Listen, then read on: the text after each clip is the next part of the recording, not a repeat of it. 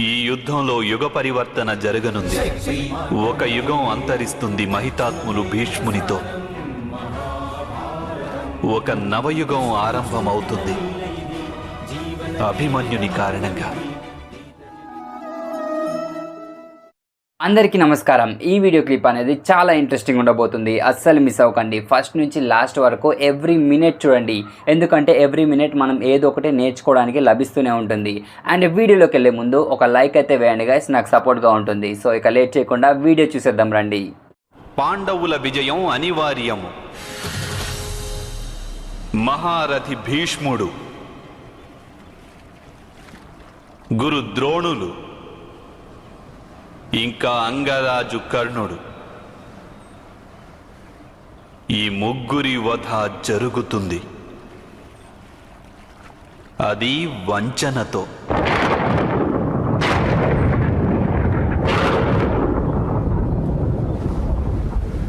వీలైతే వారిని రక్షించే మార్గం ఆలోచించుకోండి. పాంచాలి, నిన్ను అవమానించిన వారికి దండన విధించే సమయం ఇప్పుడు నిశ్చయమైంది. ఈ పత్రంపై నీవు లిఖించిన తిదిన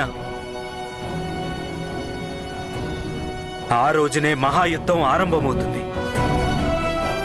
మాయా ద్యూత సభ ఆలోచన గాంధారరాజు మనసులో ఏనాడు జన్మించిందో ఆనాడే మహాయుద్ధానికి నాంది జరిగిపోయింది నాథా.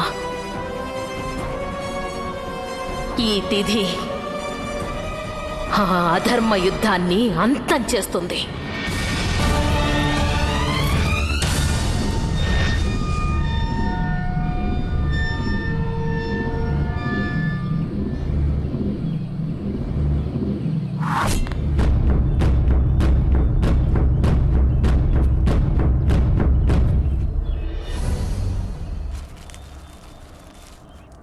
ద్వారకకు చెందిన ఒక అక్షౌహిణి నారాయణి సేన మన పక్షాన యుద్ధం చేస్తుంది పితృదేవా.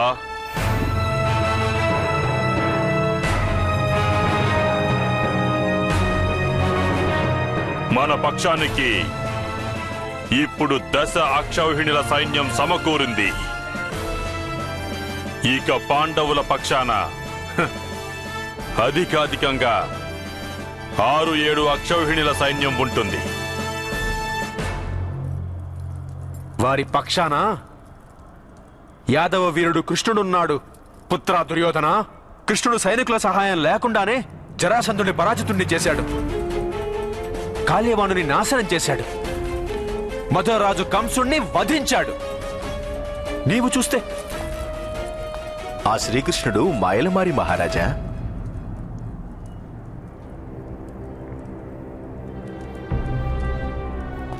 సమస్త ఆర్యవర్తంలోనూ కొన్ని కథలు ప్రచారంలో ఉన్నాయి. వాసుదేవుడు శ్రీవక్ర అనే స్త్రీకున్న గూనిని నయం చేశాడు. పూతన అనే రాక్షసిని వధించాడు శ్రీకృష్ణుడు. అది 6 మాసాల ప్రాయంలో.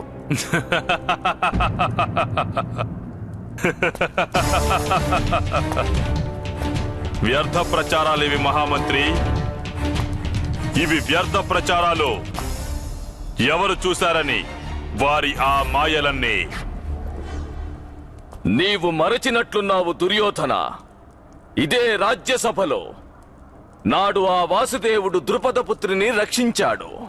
నాడు కృష్ణుడు ఇక్కడికి విచ్చేయలేదు కదా, మరి ఆమెను ఏ విధంగా రక్షించగలడు పితామహ? ద్రుపద కన్య సాక్షాత్తు అగ్ని నుండి పుట్టింది పితామహ. మాయావి ఆమె. అగ్ని నుండి ఎలా జన్మిస్తారు? రాక్షసి అయ్యుంటుంది బహుశా. కానీ మాకు ఎవరి వలన భయం లేదు. ఇలా వ్యర్థ ప్రసంగాలు చేసి మీ భయాన్ని మా ముందు ప్రదర్శించకండి పితామహ. భయమా? మా భయమంతా మీ గురించి యువరాజా. మీరు సైనికుల బలంతో విజయాపేక్షను పెంచుకుంటున్నారు, కానీ ఇది మర్చిపోతున్నారు.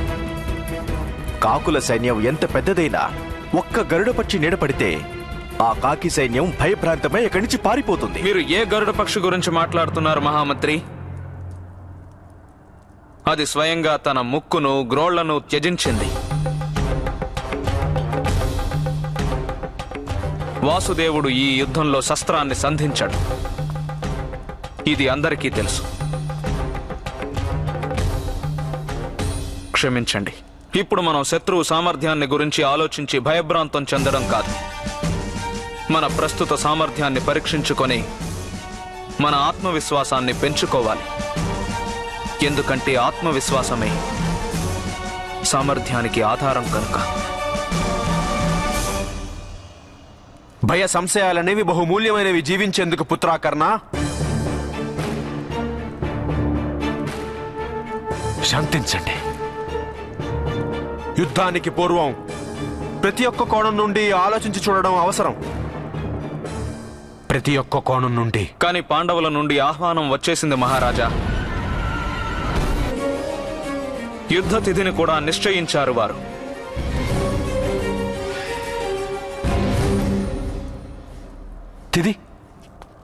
తిథి నిశ్చయించారా? తిథి నిశ్చయించారా?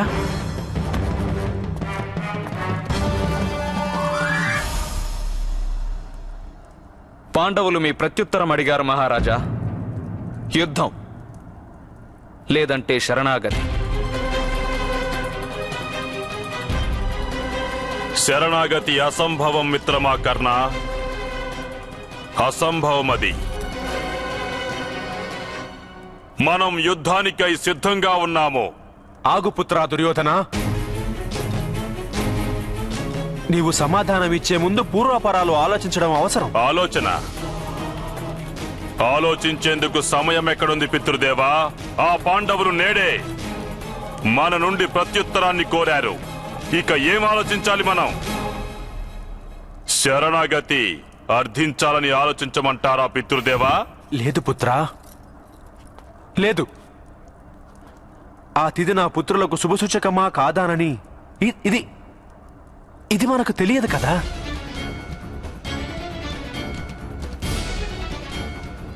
శాంతించు. ఈ విషయం గురించి ఆలోచించాలి. మహామంత్రి, మహర్షి జైమిని మహర్షిని మించిన జ్యోతిష్కులు ఈ సమస్త ఆర్యవర్తంలోనే ఇంకెవరూ లేరు. వెంటనే వారిని పిలిపించండి. ఆజ్ఞ మహారాజా.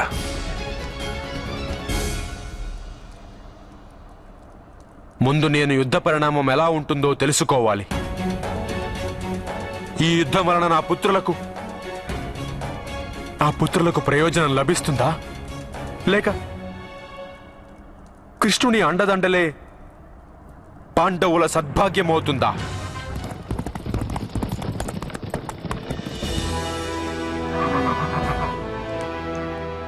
వత్స అభిమన్యు, అక్కడ విరాట నగరానికి ప్రవేశద్వారం నీకు కనిపిస్తోందా?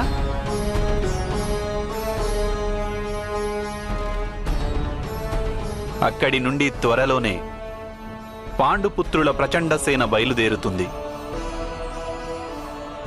ఉత్తరాన ఉన్న కురురాజ్యం వైపు ప్రయాణిస్తుంది. ఆ సమయంలో సైన్యాధిపతి రథం వెనుకనే నీ రథం ఉంటుంది వత్స. అయితే మీరే సైన్యాధిపతిగా ఉంటారా మావయ్య? కాదు.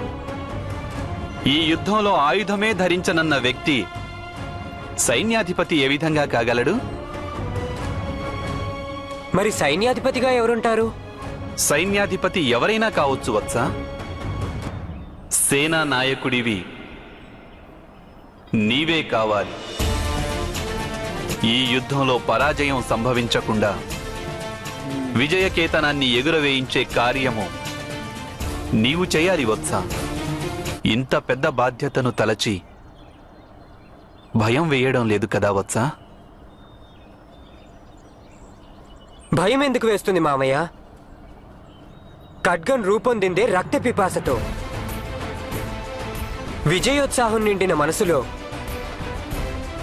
మృత్యు భయానికి ఎటువంటి స్థానమూ ఉండదు. నిన్ను చూసి నేను గర్విస్తున్నాను వత్స. ఈ యుద్ధంలో యుగ పరివర్తన జరగనుంది. ఒక యుగం అంతరిస్తుంది మహితాత్ములు భీష్మునితో. ఒక నవయుగం ఆరంభమవుతుంది అభిమన్యుని కారణంగా. సామ్రాజ్ఞికి జయము జయము. అర్జున రాకుమారులు శ్రీకృష్ణుల వారితో కలిసి మరి కాసేపట్లో విరాట నగరంలోకి ప్రవేశిస్తారు. హారతిని సిద్ధం చేయి దాసి. మా తరపున నగరంలో స్వర్ణము ధాన్యము దానాలు చేయించండి, ఉత్సవాలు జరిపించండి. రాకుమారుడు అభిమన్యునికి స్వాగతం అంగరంగ వైభవంగా జరగాలి. వెంటనే వెళ్ళు దాసి.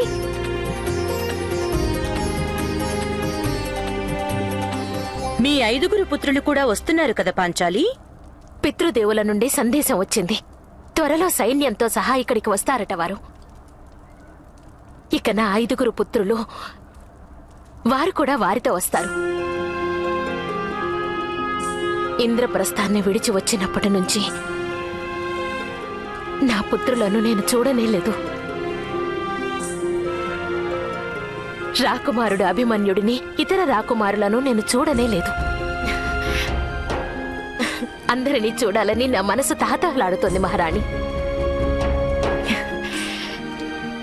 సంఘర్షణల సమయంలో సంతానం భవిష్యత్తుపై ఆశతో మన చెంతకు వస్తుంటే మన సాహసం రెట్టింపవుతుంది మహారాణి. సో చూసారు కదా గైస్, వీడియో మీకు ఎలా అనిపించిందో కింద కామెంట్ సెక్షన్లో అయితే ఖచ్చితంగా తెలియచేయండి. అండ్ ఇప్పుడు నేను నెక్స్ట్ చెప్పబోయేది మీరు చూడాలని రూల్ అయితే లేదు. సో మీకు నచ్చకుంటే స్కిప్ చేసేయండి. అంతేగాని కింద కామెంట్ సెక్షన్లోకి వెళ్ళి డైలీ ఇదే సోదెందుకు చెప్తున్నావు, సో ఇలాంటి కామెంట్స్ అయితే పెట్టకండి గైస్. యూస్ఫుల్ కామెంట్స్ మాత్రమే పెట్టండి. అండ్ ఇప్పుడు నేను వీడియో గురించి చెప్పబోయేది ఏంటంటే, సో మీరు వీడియో నుంచి ఏం నేర్చుకున్నారో అది కింద కామెంట్ సెక్షన్లో ఖచ్చితంగా తెలియచేయండి. ఎందుకంటే మనం వీడియో నుంచి ఒక్కొక్క మినిట్ ఒక్కొక్కటి నేర్చుకుంటాం మనం. సో అందుకనే మీరేం నేర్చుకున్నారో అది కామెంట్ సెక్షన్లో తెలియజేస్తే దాన్ని ఎంతోమంది చదువుతారు, అందుకు వాళ్ళకు కూడా యూజ్ అవుతుంది. సో అందుకనే మీరు ఏం నేర్చుకున్నారో అది కామెంట్ చేయండి. అండ్ ఏమీ లేదు అంటే జై శ్రీకృష్ణ, జై శ్రీ రాధాకృష్ణ, సో ఇదన్నా టైప్ చేయండి. అండ్ అలాగే మనం హరహర మహాదేవ, జై గణేష ఈ సీరియల్స్ కూడా అప్లోడ్ చేస్తున్నాం. కాకపోతే అది ఈ ఛానల్లో చేయడం కుదరదు, ఎందుకంటే ఇందులో ఆల్రెడీ మనం రాధాకృష్ణ పెడుతున్నాం అండ్ అలాగే ఇంకొక సీరియల్ పెడుతున్నాం. సో అందుకని వేరే ఛానల్ అయితే పెడుతున్నాను. దాని ఛానల్ కింద డిస్క్రిప్షన్లో అయితే ఆ ఛానల్ లింక్ అయితే ఉంటుంది గైస్. సో వెళ్ళి అందులో మీరు చూడొచ్చు. హరహర మహాదేవ అండ్ అలాగే జై గణేష సీరియల్స్ కూడా వస్తాయి అందులో. సో అది గైస్. అండ్ ఇంకొక పాయింట్ ఏంటంటే, చాలామంది కామెంట్స్ చేస్తున్నారు వాళ్ళని చూసి నేర్చుకోండి, వీళ్ళని చూసి నేర్చుకోండి అని. అసలు యూట్యూబ్లో ఇలాంటి కంటెంట్ అనేది పెట్టడం స్టార్ట్ చేసింది మనమే గైస్. సో మనల్ని చూసి చాలామంది ఇన్స్పైర్ అయి చేశారు. నేనైతే మనల్ని కాపీ కొట్టేశారని నేను అనట్లేదు, మనల్ని చూసి ఇన్స్పైర్ అయి పెట్టారు అని చెప్తాను. కాకపోతే సబ్స్క్రైబర్స్లో కొంతమంది ఏమంటున్నారంటే, వాళ్ళని చూసి నేర్చుకోండి, వాళ్ళు డైలీ 3 వీడియోస్ పెడుతున్నారు, 4 వీడియోస్ పెడుతున్నారు అని చెప్తున్నారు. సో నేనైతే మీకోసం అని డైలీ 3 వీడియోస్ అనేవి అప్లోడ్ చేస్తున్నాను. రాధాకృష్ణ అప్లోడ్ చేస్తున్నాను, మహాభారత్ అప్లోడ్ చేస్తున్నాను, అండ్ అలాగే ఎక్కడ లభించని హరహర మహాదేవ అనేది కూడా అప్లోడ్ చేస్తున్నాను గైస్. సో వీళ్ళంతా లైక్ వేరే ఛానల్స్ వాళ్ళు మనల్ని చూసి అయితే ఇన్స్పైర్ అయి పెట్టారు. కాకపోతే సబ్స్క్రైబర్స్ కొంచెం రాంగ్గా అర్థం చేసుకుంటున్నారు. సో మీకు ఇంకా క్లియర్గా కావాలనుకుంటే మన డిస్క్రిప్షన్ అవునండి, మన అబౌట్ సెక్షన్ అవునండి, వెళ్ళి కంపేర్ చేయండి. మనదే డిట్టో కాపీ చేసి అక్కడ పేస్ట్ చేసేసారు. నేను చాలా ఛానల్స్ అయితే చూశాను. సో అది గైస్ చెప్పాలనుకుంటున్నాను. ఇదేంటంటే నేను మీకు ఏదో చెప్పాలని కాదు, చాలామంది కామెంట్స్ పెడుతున్నారు కాబట్టి నేను వాళ్ళకి ఆన్సర్ ఇస్తున్నాను. అండ్ ఇంకొక విషయం వచ్చేసి, వీడియో అనేది లాంగ్గా పెట్టండి అండ్ అలాగే ఫుల్ స్క్రీన్ పెట్టండి అంటున్నారు. సో అది పెట్టడం కుదరదు గైస్, ఎందుకంటే కాపీరైట్ క్లెయిమ్స్ అండ్ స్ట్రైక్స్ అనేవి వస్తాయి. సో అలా పెడితే మన ఛానలే రిస్క్లో ఉంటుంది. సో ఎందుకనే పెట్టడం కుదరదు, అర్థం చేసుకోండి. అండ్ అలాగే వీడియో లెంత్ అనేది పెంచుతాను గైస్. సో వీడియో లెంత్ కూడా పెంచుతున్నాను. మీరు మరీ బొత్తుగా 5 మినిట్స్ 6 మినిట్స్ పెడుతున్నారు, మీరు అంతసేపు మాట్లాడుతున్నారు అంటున్నారు. సో నేను మాట్లాడేది మాత్రం ఏమి చూడకండి, వీడియో చూసేయండి అండ్ మీకు నచ్చింది కామెంట్ చేసేయండి, వెళ్ళిపోండి. సో అంతే గైస్. అండ్ వీడియోని లైక్ చేయడం మాత్రం మర్చిపోకండి, ఎందుకంటే చాలా మందికి రీచ్ అవుతుంది. మన ఈ సీరియల్స్ ఉన్నాయని ఎంతో మందికి తెలీదు చాలామందికి. సో వాళ్ళకి తెలుస్తుంది, వాళ్ళు కూడా చూడడం అనేది స్టార్ట్ చేస్తారు. సో ఇది నేను చెప్పాలనుకుంటున్నాను గైస్. అండ్ నెక్స్ట్ వీడియోలో కలుద్దాం. జై శ్రీకృష్ణ.